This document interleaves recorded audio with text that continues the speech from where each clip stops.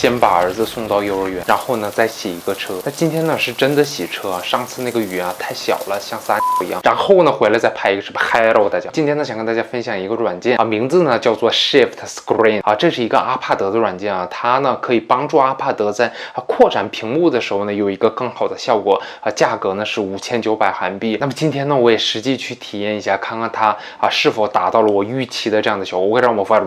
OK， 那么下面呢我们来仔细来讲一下这个 Shift Screen 啊，它的到底使用的效果到底是怎么样的。那么首先我们可以看到，当我们把我们的阿帕德连接到我们的显示器之后呢，不好意思，大家都知道我现在呢是没有使用这个显示器的所以今天呢就使用了这样的一个非常高档的TV 电视机来跟大家演示一下。所以大家可以看到，当我们连接到这个显示器的时候呢，显示器它的两端呢会出现这样的两个黑色的大条，因为阿帕德的屏幕比例呢不是16:9的，所以呢它两边会出现这样的黑屏，所以这个整个显示的效果呢就感觉像在使用非常老式的那种大屁股显示器一样，非常的不爽。OK， 那么下面呢我们就打开这个 Shift Screen 来看一下。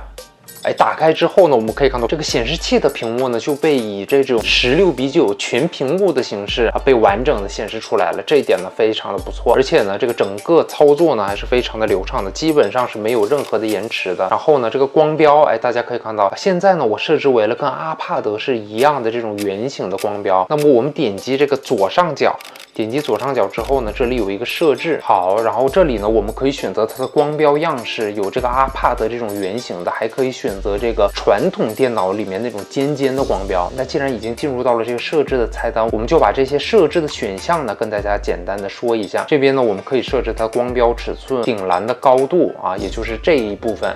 顶栏的高度我们可以进行设置，然后呢还可以显示这个工具的按钮，我们将它关闭。然后呢镜像模式的帧率呢我们可以选择默认是24帧，我选择这个30帧。显示器的尺寸也可以进行设置好，大概就是这个样子。我们点击一下保存，在这里可以看到这个光标呢就变成了原来的这种尖尖的光标。然后呢这边我发现了一个 bug， 双手这样的缩放之后呢，可以看到这个尖的光标呢顶住了这个圆的光标它俩呢就合为一体了但是呢在这个显示器上呢是没有任何的 bug 的同样是这种尖尖的光标。然后呢在屏幕的右下角我们可以新增这样的窗口，我们点击一下，然后呢这里我们点击网页创建新的标签，这样的话呢我们可以看到就变成2个窗口。然后呢我们在这里同样输入一个网址，那这样的话呢我们可以在这个阿帕德上选择我们要操控的这个屏幕，而在显示器上的这2个窗口呢是可以被同时显示的。然后呢我们还可以点击这个图标，或者呢我们按住 Command 键，可以看到这上面呢有非常多的快捷键，我们按一下 Command N 就可以新建这样的窗口。我们同样呢新建这样的标签后呢，它最多可以设置这个4个窗口，我们再 Command N。 OK， 那这样之后呢我们可以看到有4个窗口呢可以被同时显示。但是这里呢有一个问题，就是这个网页不能以这种全屏来显示，这是一个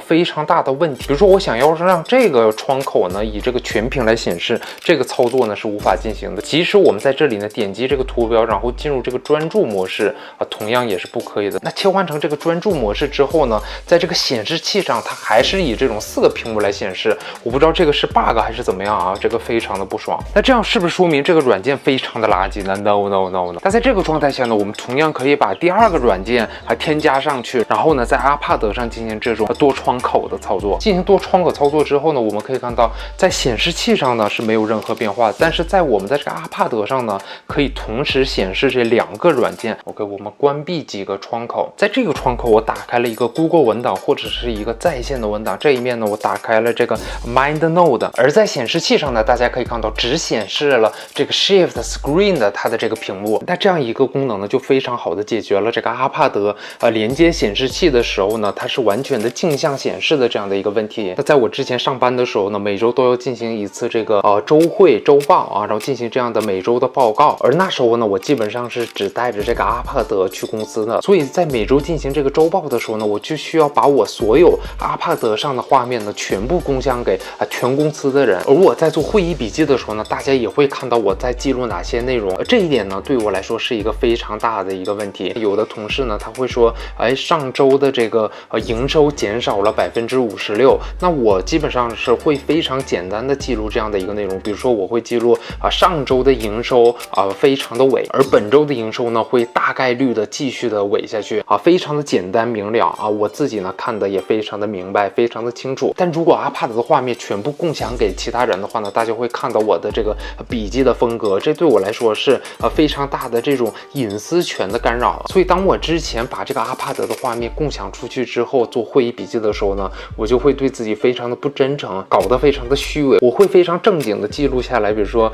上周的营收减少了56%。当我看到这样虚伪的我自己的时候呢，我也会感到非常的痛苦。所以如果有这样的 Shift Screen 把我报告的画面和我做笔记的画面呢可以分离开来的话呢，可以解决我非常大的一个问题。当然了，现在我是很少有这种做会议笔记的这样的一个机会了所以对我来说呢，这个功能其实没有特别大的用处。但是我相信呢，对于那些上班的朋友来说呢，这个功能应该是非常的有用的。OK， 那今天呢就对这款屏幕拓展软件做了一个简单的评测。那我个人体验下来呢，就感觉这个软件呢不是 iPad 用户必备的这样的一个软件，尤其是对我这种专职的视频创作者，而且呢还不使用这种显示器的人来说呢，更加的感觉这款软件呢不是必备的一个软件。但是又从某一方面来讲呢，它又解决了一定的问题。所以大家呢可以参考我这个视频，然后呢最终决定是否付费购买。OK， 那今天这个视频就到这里。